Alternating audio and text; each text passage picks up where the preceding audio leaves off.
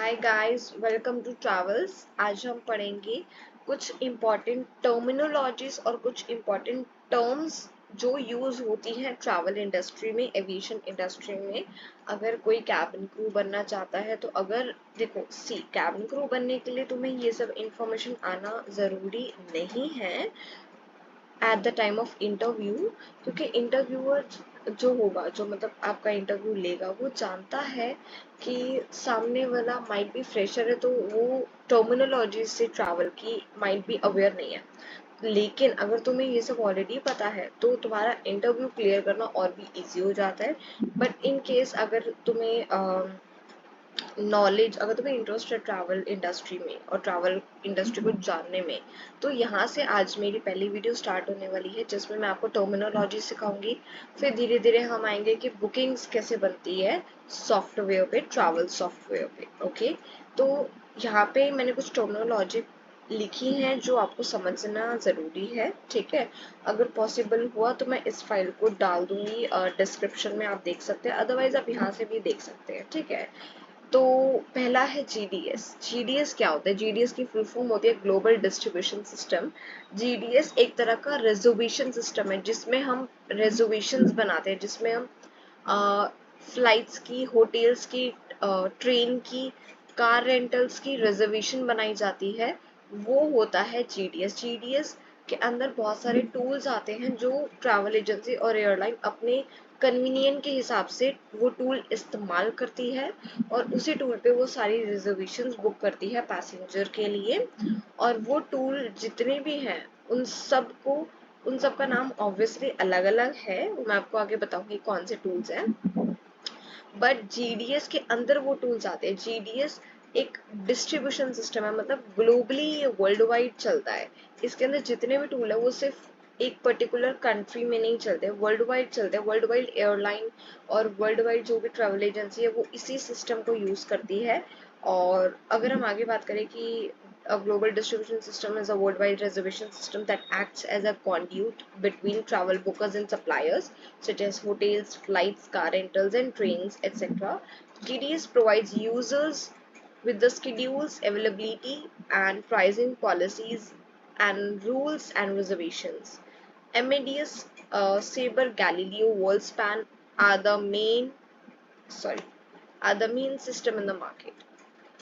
तो जीडीएस के अंदर ये सारे टूल है, एमेडियस, सेबर, गैलीलियो, वर्ल्डस्पैन, ये सारे सिस्टम है जिसपे रिजर्वेशंस बुक होते हैं। सो जो मैं टूल की बात कर रही थी वो यही टूल है जहाँ पे आप अपनी फ्लाइट्स, अपना होटल्स, अपना कार रेंटल और अपना ट्रेन की टिकट्स बुक कर सकते हैं, और यहीं से सारी बुकिंग्स होती है generally by the airline and by the travel agency. ठीक है, तो जीडीएस एक तरह का globally world wide reservation system है, आप कह लो, जहाँ पे रिजर्वेशन बनती है। और अगर कोई पूछे कि आपको जीडीएस आता है, इट मीन्स आपको Amadeus tool, Sabre tool, Worldspan, Galileo tool आता है या नहीं आता।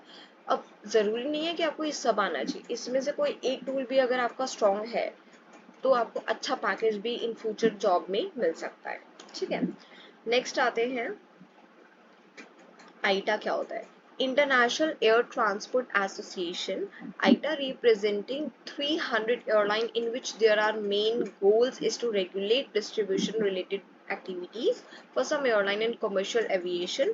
These activities include fare calculation, revenue allocation, and baggage rules. Its headquarters are in Montreal, Canada. See, ITA एक तरह का बॉडी है, एक तरह की गवर्नमेंट बॉडी कह लो और एक तरह की इंटरनेशनल बॉडी कह लो। एक ऐसी बॉडी है जो एविएशन इंडस्ट्री को संभालती है। जो भी नए रूल्स और पॉलिसीज एयरलाइन बनाती है वो आईटा के द्वारा ही रेगुलेट होते हैं। मतलब आईटा को वो रूल्स देखने पड़ेंगे, अप्रूव करने पड़ेंगे। एयरलाइन अपनी मर्जी से कोई भी रूल नहीं बना सकती है आईटा से, because all airline regulated by the IATA. तो आईटा के अंदर 300 प्लस एयरलाइन है। ठीक है, जो जहाँ पे वो इतनी सारी एयरलाइन को रेगुलेट करता है, उनकी पॉलिसीज डिसाइड करता है, उनकी प्राइसिंग डिसाइड करता है, और उस हिसाब से ऐसे ही एयरलाइन वर्क करती है। ठीक है, तो आईटा एक तरह की बॉडी है। जैसे एग्जांपल मैं देती हूँ तुम्हें, जैसे कि सुप्रीम डिस्ट्रिक्ट कोर्ट आता है, हाई कोर्ट आता है, सुप्रीम कोर्ट आता है, राइट? तो क्या होता है, सुप्रीम कोर्ट जो है वो बहुत बड़ा कोर्ट है, राइट?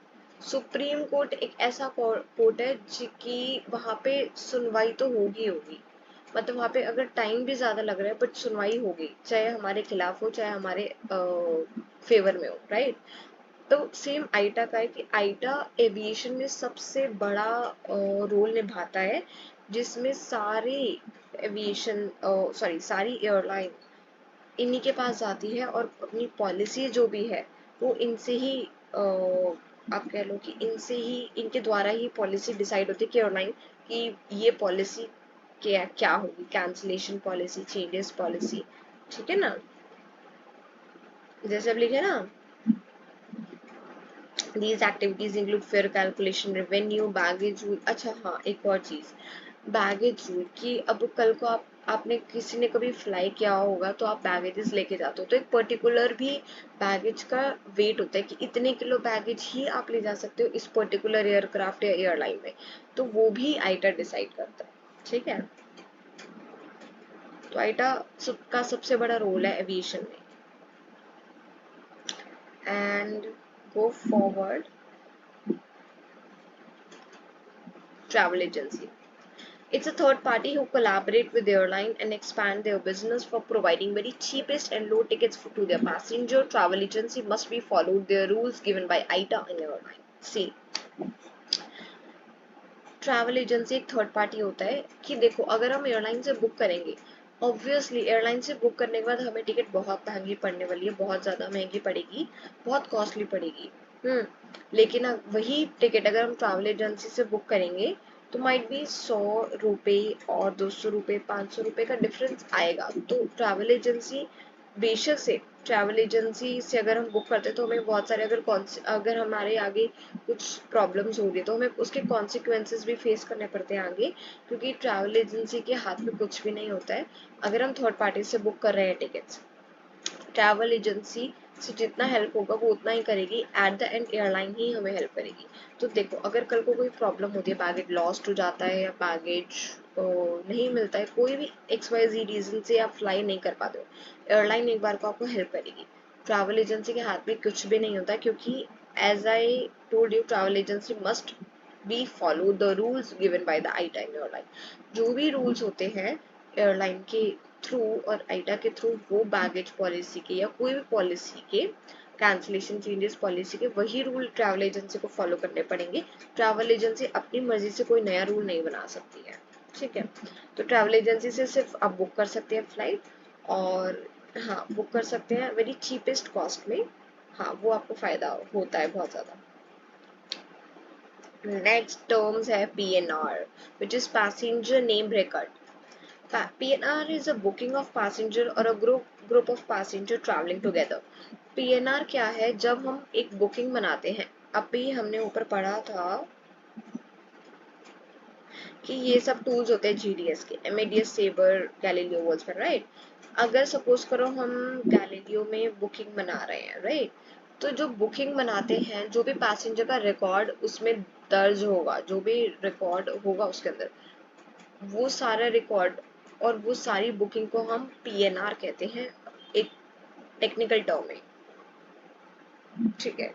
उस PNR का मतलब होता है पैसेंजर नेम रिकॉर्ड। तो जब भी हम बुकिंग बना रहे हैं तो हम टेक्निकल टर्म में उसे बोलते हैं कि हम PNR बना रहे हैं फॉर द पैसेंजर। तो जब PNR के अंदर क्या क्या हो सकता है, PNR के अंदर फ्लाइट्स होंगी, पैसेंजर का नेम होगा, पैसेंजर का डिटेल्स होगा, ईमेल्स होगा, डेट ऑफ बर्थ होगा, पैसेंजर का कॉन्टैक्ट नंबर होगा, कितने बैगेजेस पैसेंजर ले जाएगा उस PNR में वो भी लिखा हुआ होगा, मेंशन होगा। जितनी पॉलिसीज है, कैंसलेशन, चेंजेस, जो भी, वो उस PNR में ही मेंशन होगी। तो जो बुकिंग आप देखते हो वेबसाइट पे, पीछे से वो बुकिंग जो है वो सॉफ्टवेयर पे बनी होती है, तभी आप अपनी बुकिंग वेबसाइट पे देख सकते हो। तो जो बुकिंग बनी होती है किसी सॉफ्टवेयर पे, उसे हम PNR कहते हैं इन द शॉर्ट फॉर्म, ठीक है। नेक्स्ट आता है itinerary, the flight details of a passenger. Passenger जहां से जहां तक ट्रैवल कर रहा है, जो भी फ्लाइट डिटेल्स है पैसेंजर की, that is called itinerary. Suppose करो आप दिल्ली टू बॉम्बे आ रहे हो, बॉम्बे टू दिल्ली, ठीक है, मतलब आ रहे हो आज, अभी क्या 13 ऑफ अगस्त है, आज आप ट्रैवल कर रहे हो एंड 15 अगस्त को आप वापसी दिल्ली वापस आ रहे हो बॉम्बे से, तो ये आपकी फ्लाइट डिटेल्स है। तो यही इसी को टेक्निकल टर्म में आइटनरी बोलते हैं, ठीक है, ITINERARY, आइटनरी। डिपार्चर और ओरिजिन ये एक मतलब है और वर्ड है, अराइवल और डेस्टिनेशन ये अनदर वर्ड है। सी, जब फ्लाइट दिल्ली से उड़ रही है मतलब दिल्ली से डिपार्ट हो रही है, डिपार्चर डेट क्या है, आज का डेट है, मतलब जब पैसेंजर जहां से ट्रैवल करने वाला है दिल्ली से वो डिपार्चर हो गया, जहां जाएगा बॉम्बे वो डेस्टिनेशन हो गया। तो ओरिजिन भी दिल्ली, ओरिजिन भी डिपार्चर सेम है, ओरिजिन दिल्ली हुआ, अराइवल और डेस्टिनेशन सेम है, तो अराइवल बॉम्बे हो गया, ठीक है। तो passenger travelling from which city और which country to which destination, example Delhi to Dubai international flight, Delhi to Bangalore domestic flight. See, Delhi जा रहा है, डिपार्चर और ओरिजिन, ठीक है, ये है पैसेंजर का। कहाँ अराइव हो रहा है, कहाँ पे रुक रहा है, दुबई में, ठीक है, दुबई में उसकी फ्लाइट है, तो ये ऑब्वियसली है तो international flight, but doesn't matter, हमारा वर्ड सेम रहेगा।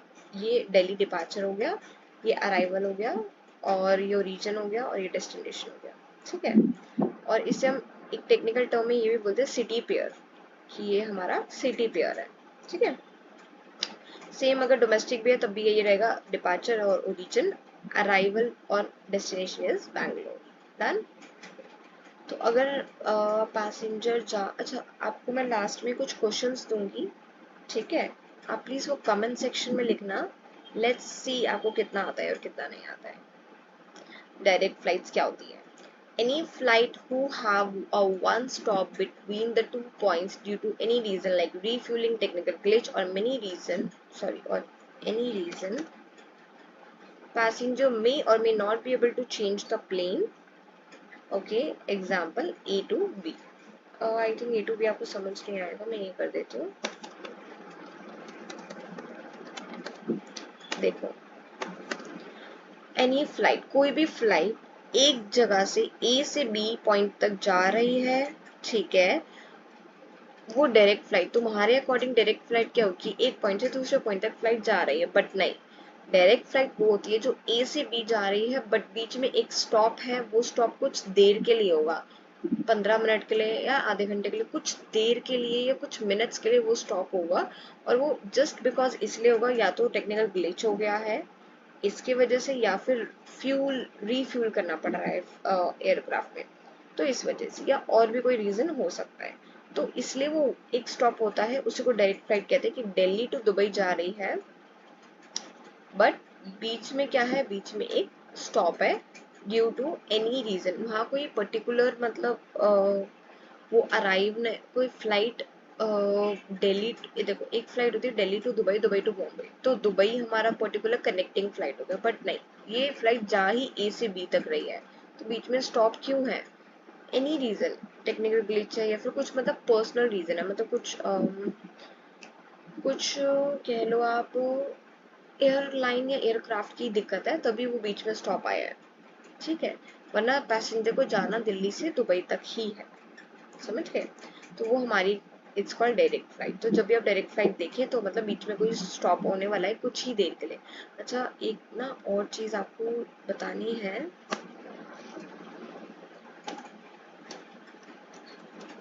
वॉलंटरी और इनवॉलंटरी, ठीक है, ये पढ़ेंगे, हो गया direct flight. Next page, multi city, it's not multi city, it's multi city, ओहो, ठीक है। तो मल्टी सिटी क्या होती है, when there is a two connecting when there is a two connecting flights between 2 points, when there is connecting flights between 2 points and need to change the plane, okay sorry मैंने ना एक चीज यहाँ miss कर दी, direct flight में अगर हम ए से बी जा रहे हैं, सपोज करो टेक्निकल ग्लिच हो गया, अब वो एयरक्राफ्ट नहीं मूव कर सकता, तो हमें दूसरे एयरक्राफ्ट में भी शिफ्ट कर सकते हैं, तब माइट बी पैसेंजर को प्लेन चेंज करना पड़ सकता है और माइट नॉट, ठीक है, क्लियर है। Okay, come to multi city, when there is a connecting flights between 2 points need to change the plane. अब मैंने आपको एग्जांपल दिया था कि बंदा जा रहा है Delhi to Bombay and then Bombay to ओहो, Delhi to Bombay and then Bombay to Bangalore, मतलब दिल्ली से बैंगलोर जा रहे हैं, दिल्ली उसका ओरिजिन है, बैंगलोर उसकी डेस्टिनेशन है, बीच में बॉम्बे क्या पड़ गया हमारा कनेक्टिंग फ्लाइट की, मतलब दिल्ली से बॉम्बे, बॉम्बे तक वो उतरेगा, उतर के उसको टर्मिनल चेंज करना पड़ भी सकता है और नहीं भी, might be terminal same terminal पे फ्लाई होगा फ्लाइट और माइट बी डिफरेंट टर्मिनल पे फ्लाई होगा, ये भी लिख देते हैं।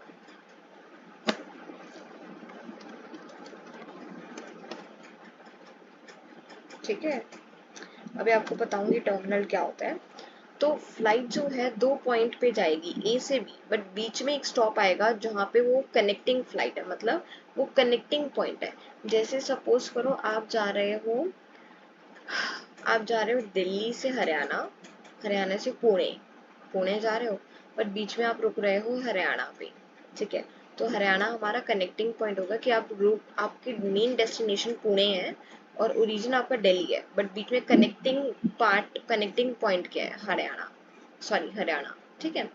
Same in this way, Delhi to Bombay, Bombay to Bangalore, ठीक है, तो बॉम्बे हमारा कनेक्टिंग पॉइंट है जहाँ पे फ्लाइट रुकेगी और पैसेंजर को चेंज करना पड़ेगा प्लेन, सेम टर्मिनल भी हो सकता है और डिफरेंट टर्मिनल भी हो सकता है, टर्मिनल हम पढ़ेंगे आगे क्या होता है, that is called multi city. अच्छा, एक और बात, जरूरी नहीं है इतना ही हो, क्या पता ऐसा भी हो कि वो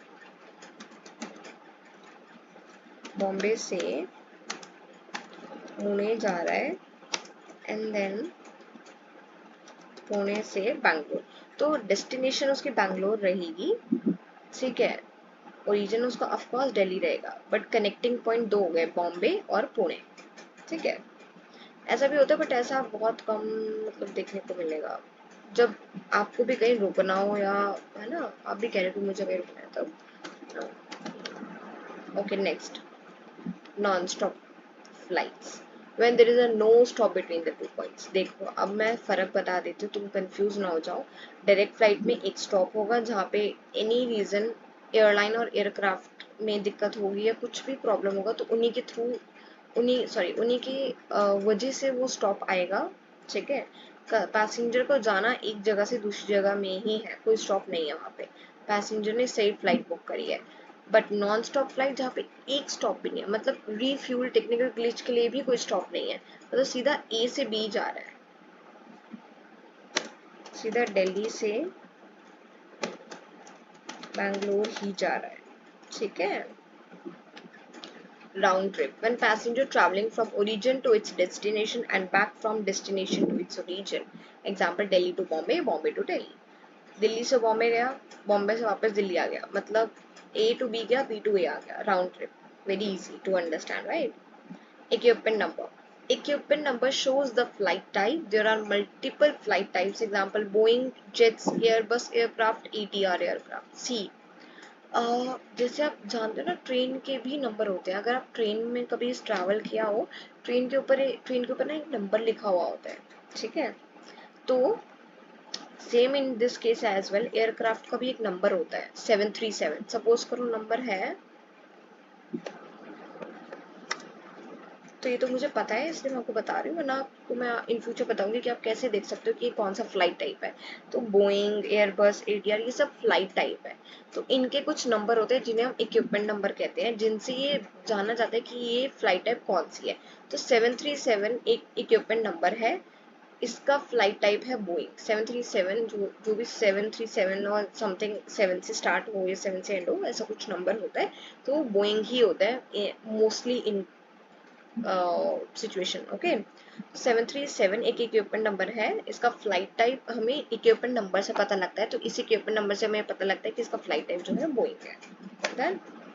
अब next, code shared flight, okay. Okay, code shared flight में आपको बताऊंगी, पहले इनवॉलेंट्री और वॉलेंट्री समझ लेते हैं, ठीक है।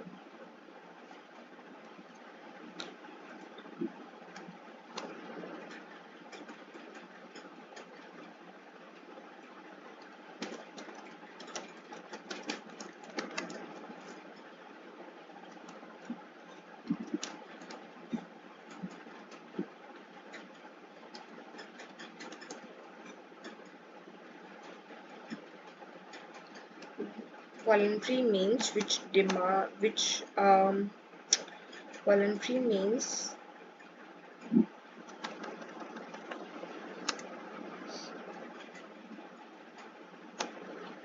ओके मैं ऐसे लिखता हूँ बस, demand from passenger side is voluntary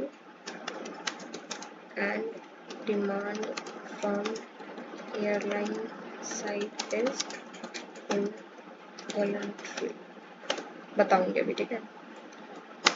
terminal is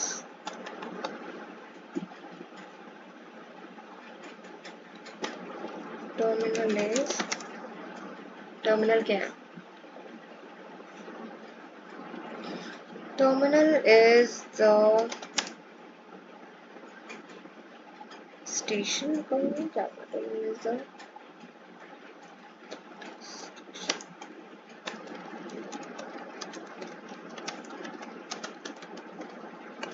okay देखो, voluntary demand from passenger side is voluntary, demand from airline side is involuntary. तो मतलब एक तरह की मैंने वर्ड थोड़ा सही चूज नहीं किया, डिमांड तो नहीं कहेंगे इसे ऑफ कोर्स, बट हाँ मैं ये कह सकती हूँ कि जब भी पैसेंजर वॉलंटरी में डिमांड वर्ड सही यूज किया है मैंने, बट इनवॉलंटरी में नहीं किया। देखो मैं तुम्हें समझाती हूँ हिंदी में। अगर कभी भी पैसेंजर कहता है, या आप लोग सपोज करो पैसेंजर हो और मैं आपकी कंसल्टेंट हूँ, ट्रैवल कंसल्टेंट, आप लोग मुझे कह रहे हो मैम मुझे 23 किलो के 2 बैगेज चाहिए, क्योंकि जो आपने फ्लाइट बुक करी है उसमें एक भी बैगेज एयरलाइन ने नहीं दिया। तो आप कह रहे हो कि मैम मुझे 2 बैगेजेस चाहिए 23 किलो के, ठीक है, which is near by 46 kilo. तो आपको 2 बैगेज 46 किलो के चाहिए, ये आपकी डिमांड है कि मुझे ये चाहिए, अदरवाइज मैं बिना बैगेज के ट्रैवल नहीं कर सकता। तो ये आपकी वॉलंटरी रिक्वेस्ट है, ठीक है। तो voluntary otherwise, okay sorry, example मैं आपको इससे बेटर देती हूँ, आपको और अच्छे समझ आएगा। सपोज करो आप कह रहे हो, let me give you example.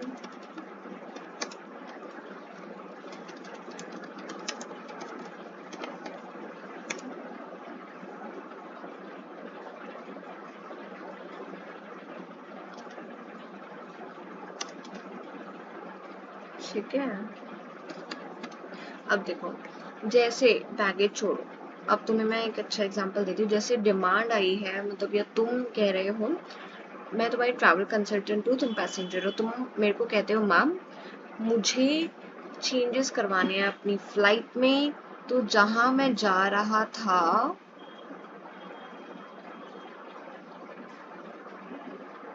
ठीक है, जहां मैं जा रहा था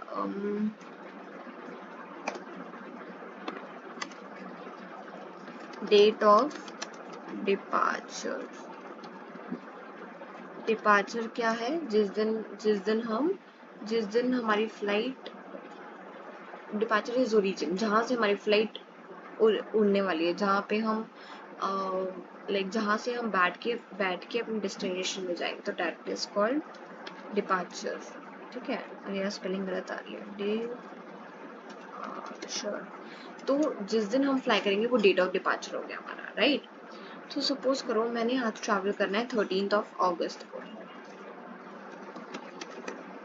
ठीक है, 2023।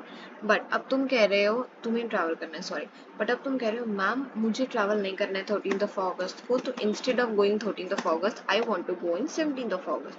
तो ये वॉलंटरी चेंजेस हो गए जो पैसेंजर डिमांड कर रहे हैं। पैसेंजर डिमांड कर रहा है कि मुझे चेंज करनी है फ्लाइट, समझ रहे हो, मुझे अपनी बुकिंग चेंज करनी है, मुझे डेट चेंज करनी है, अपनी बुकिंग में चेंजेस करने हैं। जो भी पैसेंजर की साइड से चेंजेस, कैंसिलेशन और कुछ भी होगा जो पैसेंजर चाह रहा है, उस बुकिंग में जो भी चेंजेस हो रहे हैं, वो हो गया हमारे वॉलंटरी। इनवॉलंटरी जो एयरलाइन कर रही है। अब देखो, कभी जो लोग फ्लाइट में गए होंगे उनकी फ्लाइट डिले हुई होगी, डिले ऑफ कोर्स तुमने तो करा ही नहीं, डिले एयरलाइन ने करी due to any reason. Airline क्या पता वेदर कंडीशन अच्छी ना हो इसलिए एयरलाइन ने डिले कर दिया हो, क्या पता कि स्टाफ पूरा ना हो इसलिए एयरलाइन ने डिले कर दिया हो। तो एयरलाइन ने अगर फ्लाइट डिले करी तो मतलब एयरलाइन ने उस बुकिंग या उस फ्लाइट में चेंजेस करे हैं, दैट इज कॉल्ड इनवॉलंटरी। अगर आपकी फ्लाइट कैंसिल कर देती है एयरलाइन, इनवॉलंटरी कैंसिलेशन हुआ, मतलब एयरलाइन के थ्रू हुआ। अगर एयरलाइन आपकी फ्लाइट जो है 13 अगस्त की जगह 14 अगस्त को कर देती है तो मतलब वो इनवॉलंटरी चेंजेस हुआ। लेकिन पैसेंजर ही कह रहे हैं कि मुझे 14 अगस्त को ही जाना है इंस्टेड ऑफ 13 अगस्त, तो वो वॉलंटरी चेंज हुआ। तो जो पैसेंजर डिमांड कर रहा है वो वॉलंटरी कहलाता है, जो इनवॉलंटरी जो एयरलाइन अपनी मर्जी से कर रही है। ठीक है, समझ गए। Terminal is the station from where flight will depart, मतलब जहाँ अब ट्रेन में अगर जो जो ट्रैवल किया होगा उसको पता होगा कि ट्रेन में नंबर 2 पे गाड़ी आने वाली है, नंबर 1 पे गाड़ी आने वाली है, नंबर 3 पे गाड़ी आने वाली है। तो अगर नंबर 2 पे गाड़ी आएगी तो जो उस गाड़ी में चढ़ने वाले वो है पैसेंजर है वो 2 स्टेशन पे चले जाएंगे। तो यहाँ पे स्टेशन की जगह टर्मिनल कहलाते हैं कि कौन से टर्मिनल पे फ्लाइट डिपार्ट होगी। अगर 2 टर्मिनल पे फ्लाइट डिपार्ट होने वाली है तो सारे पैसेंजर को सेकेंड टर्मिनल पे जाना पड़ेगा फ्लाइट को लेने के लिए। कहीं कहीं ऐसे होते हैं, कहीं कहीं का टर्मिनल अल्फाबेटिकली भी होता है, मैंने जहाँ तक देखा है तो होता है कई बार। ठीक है, तो जरूरी नहीं है ये न्यूमेरिकली होगा, ये अल्फाबेटिकली भी कई बार होता है टर्मिनल, तो कंफ्यूज मत होना। मैं लिख देती हूँ।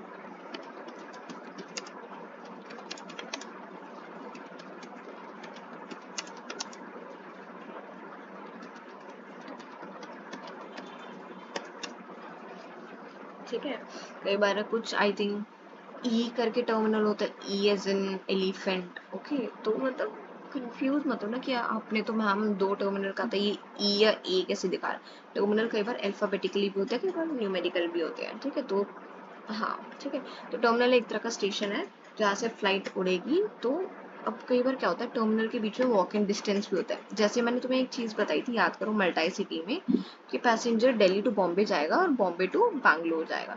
जब वो बॉम्बे टू बैंगलोर जाएगा तो सपोज करो बॉम्बे जा रहा है और उसका टर्मिनल जो है 2 है, मतलब फ्लाइट अराइव करेगी 2 टर्मिनल पे, बट जब बॉम्बे से फ्लाइट उड़ेगी तो वो 3 टर्मिनल पे उड़ेगी। समझ रहे हो? तो वहां से 2 से 3 टर्मिनल जाने में भी मैक्सिमम 5 से 7 मिनट लगता है, क्योंकि बीच में वॉक इन डिस्टेंस होता है। तो वॉक इन डिस्टेंस कवर करने के लिए और हाँ, वॉक इन डिस्टेंस कवर करने के लिए पैसेंजर को एक टर्मिनल से दूसरे टर्मिनल जाना पड़ता है। तो जहाँ अराइव होगी वो 2 टर्मिनल है, बट जहाँ से डिपार्ट अगेन होगी बैंगलोर के लिए वो 3 टर्मिनल है। तो कई बार ऐसा होता है कि टर्मिनल भी सेम होते हैं, 2 होते हैं, तो ऐसी कोई बड़ी बात नहीं है। ठीक है, टर्मिनल क्लियर हो गया। अब आता है कोड शेयर फ्लाइट पे। First sorry last point but not the least point, which is code shared flights, when two airlines collaborate with each other and booking has been made with ये example दिया मैंने, booking has been made with British Airways and all the policies followed of British Airways, but check-in will done with American Airline and passenger will going to fly with American Airline. It's just to expand the business. Okay, तो code share flight तब होती है, code share मतलब ये नहीं कि British और American दोनों एक दूसरे की फ्लाइट का कोड शेयर कर रहे हैं, no it is not like that. Code share flights होती है जब पैसेंजर जो है, पैसेंजर ने बुक तो फ्लाइट करी है ब्रिटिश एयरवेज के साथ, बट वो जब देखेगा कि जब वो फ्लाइट में बैठेगा तो वो अमेरिकन एयरलाइन के साथ बैठ रहे हैं, तो वो कंप्लेन कर सकता है कि भाई मैंने बुक ब्रिटिश एयरवेज के साथ करी है तो तुम मुझे अमेरिकन एयरलाइन में क्यों भेज रहे हो। तो इसका मतलब है कि ब्रिटिश एयरवेज ने और अमेरिकन एयरलाइन ने एक दूसरे के साथ कोड शेयर कर रखे हैं, मतलब वो दोनों ने कोलैबोरेट कर रखा है एक दूसरे के साथ, जिसमें कि ताकि ब्रिटिश एयरवेज और अमेरिकन एयरलाइन दोनों अपना बिजनेस एक्सपैंड कर सके। सी कभी भी जब एयरलाइन को लगता है कि भाई वो लो जा रही है तो वो अच्छी एयरलाइन से क्या बोलते हैं कोलैबोरेट कर देती है, ताकि अब अगर पैसेंजर अमेरिकन एयरलाइन में बैठेगा तो उसने बुक ब्रिटिश एयरवेज का किया था, माइट भी उसका एक्सपीरियंस अच्छा रहा हो ब्रिटिश एयरवेज के साथ, बट अगर वो अमेरिकन एयरलाइन में जा रहा है तो अमेरिकन एयरलाइन का फर्ज ये है कि वो ज़्यादा से ज़्यादा ब्रिटिश एयरवेज के कस्टमर ले, राइट। तो अपनी अच्छी से अच्छी सर्विसेज देगा, जब वो अपनी अच्छी सर्विसेज एयरक्राफ्ट में देगा तो माइट भी खुश हो सकते हैं कई पैसेंजर, और अगली बार क्या पता है अमेरिकन एयरलाइन के साथ बुक करें। ठीक है, तो वो डिपेंड करता है, अपने तरीके हैं। तो जब भी एयरलाइन कोड शेयर फ्लाइट्स होती है, जब भी 2 एयरलाइन इंक्लूड हो एक फ्लाइट में, तो हमेशा ये ध्यान रखना है आपको कि पॉलिसीज सारी ब्रिटिश एयरवेज की फॉलो होंगी, क्योंकि ब्रिटिश एयरवेज के साथ बुकिंग बनी है। बैगेज की पॉलिसी, कैंसिलेशन की पॉलिसी, चेंजेस की सारी पॉलिसी बीए ही संभालेगा, बट जब एयरपोर्ट पे चेक इन करा जाएगा तो वो अमेरिकन एयरलाइन के साथ करेगा, क्योंकि अमेरिकन एयरलाइन के साथ वो फ्लाई करने वाला है, ठीक है। तो ये हमेशा ध्यान रखना। और आई थिंक मैं कुछ और भी भूल रही हूँ, बस ठीक है। तो अगर कभी क्वेश्चन आता है कि मार्केटिंग कैरियर, इशूइंग कैरियर कौन सा है, सी मार्केटिंग कैरियर भी ब्रिटिश एयरवेज है और इशूइंग कैरियर भी ब्रिटिश एयरवेज है। क्योंकि सी क्योंकि इशूइंग कैरियर का मतलब क्या हुआ, टिकट, और पीएनआर इशू कौन कर रहा है, टिकट या फिर पीएनआर इशू तो ब्रिटिश एयरवेज करेगी ना, क्योंकि बुकिंग ब्रिटिश एयरवेज के साथ बनी है। इट्स जस्ट दैट वो फ्लाई अमेरिकन एयरलाइन के साथ कर रहा है। तो मार्केटिंग कैरियर और इशूइंग कैरियर हमेशा ब्रिटिश एयरवेज होंगे, बट जब भी चेक इन की बात आएगी तो चेक इन सिर्फ अमेरिकन एयरलाइन के साथ होगा, पॉलिसीज फॉलो ब्रिटिश एयरवेज की होंगी, ठीक है। तो यहीं पे आई होप आपको टर्मिनोलॉजी समझ आई होगी। हम जल्द से जल्द अपना पीएनआर क्रिएशन भी स्टार्ट करेंगे। और yes, thank you for supporting me. मैं कुछ क्वेश्चंस आपको दूंगी, ठीक है। तो आप प्लीज़ कमेंट में क्वेश्चन डालूंगी, तो आप प्लीज़ कमेंट में रिप्लाई करना कि भाई उसके आंसर्स क्या हो सकते हैं, ठीक है। या फिर मैं यही क्वेश्चन लिख देती हूँ, ठीक है, यही क्वेश्चन लिख देती हूँ, या तो मैं सोच रही हूँ, राइट। ओके, ठीक है। क्वेश्चंस मुझे आप बताना कि भाई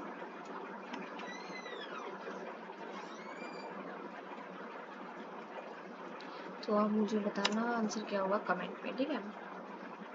ओके,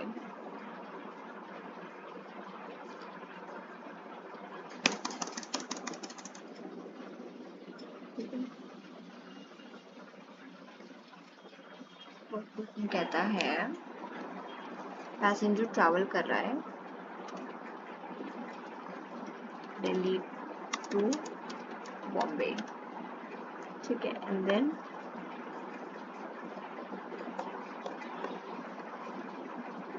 ये लिख देती हूँ, एंड देन अरे यार क्या है, बार बार बोल हो जाता है, बॉम्बे टू दिल्ली, ठीक है। क्या ये जो है, ठीक है, क्या ये डायरेक्ट फ्लाइट है या ये नॉन स्टॉप फ्लाइट है, या फिर ये मल्टी सिटी है, या फिर ये राउंड ट्रिप है। फर्स्ट क्वेश्चन, 5 क्वेश्चन करेंगे, ठीक है। ओके, ठीक है, दिल्ली से बॉम्बे, ठीक है। देन बॉम्बे से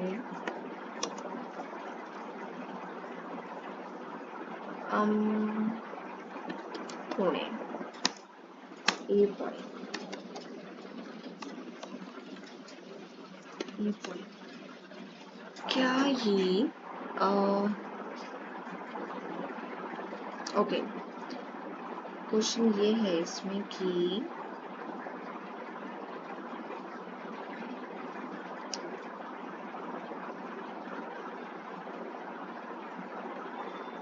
is it connecting flight or wait.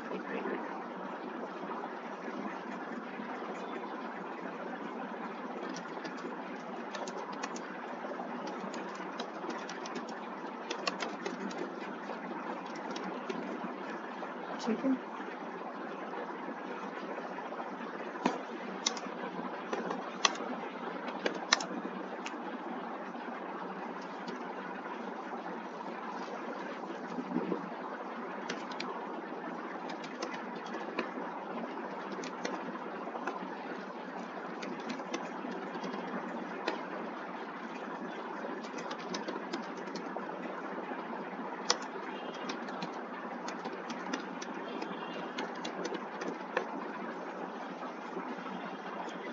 Guys I am really sorry, मैं एक चीज भूल गई।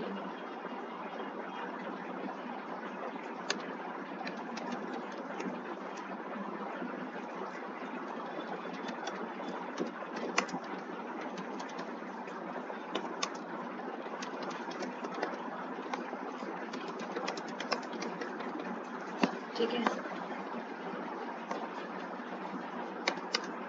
थर्ड क्वेश्चन, अब यहीं पे आंसर तुम देते जाओ। दिल्ली, ठीक है।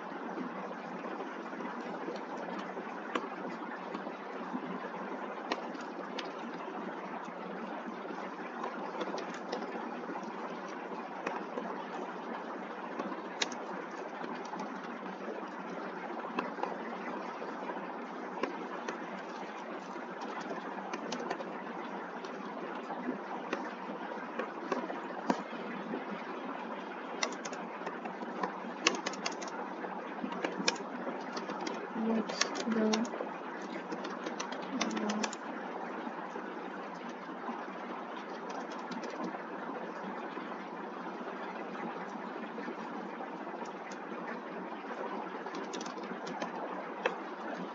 पहला question,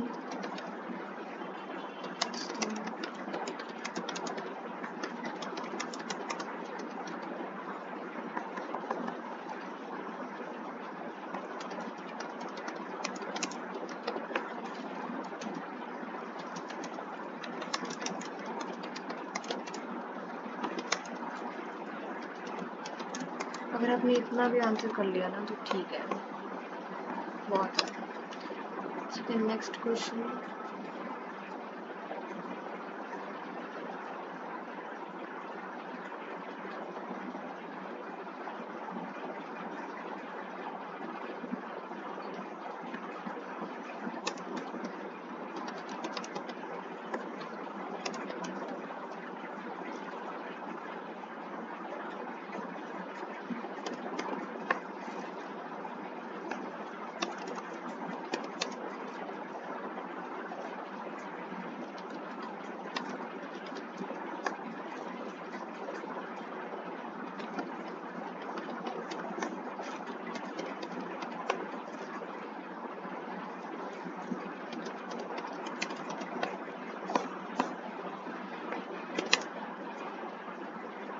last question but not the least.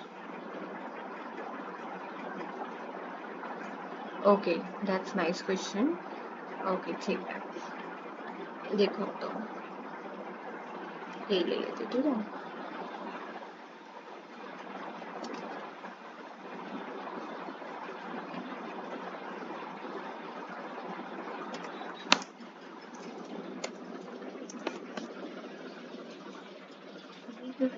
क्या पैसेंजर यहाँ से यहाँ ट्रैवल कर रहा है, ठीक है, तो इसे क्या बोलेंगे, यहाँ यहाँ इसमें क्या बोलेंगे, यहाँ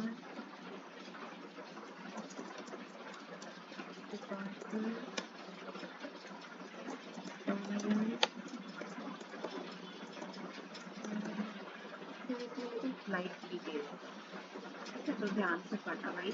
गाइस मैं बता नहीं सकता इसकी, इसमें डेट भी इंक्लूड होती है, बट मैं अभी डेट वगैरह इंक्लूड नहीं कर रही हूँ, आप ऐसे क्वेश्चन का आंसर देते ना। एक चीज़ और रह गई है गाइस, मैंने एक चीज़ और नहीं बताई है, which is one way. One way क्या होता है, फटाफट कर लेते हैं, लास्ट रह गया है।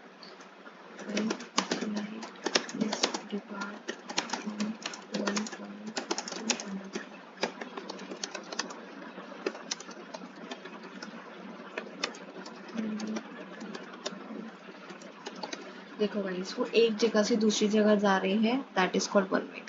मतलब कोई डायरेक्ट फ्लाइट नहीं, कोई राउंड ट्रिप नहीं, कुछ नहीं, सिर्फ एक जगह से दूसरी जगह जा रही है। मतलब आपके लिए स्टॉप हो भी सकता नहीं भी, ठीक है, बट स्टॉप नहीं है बेसिकली, ठीक है, तो वन वे हो गया, दिल्ली टू बॉम्बे, ठीक है।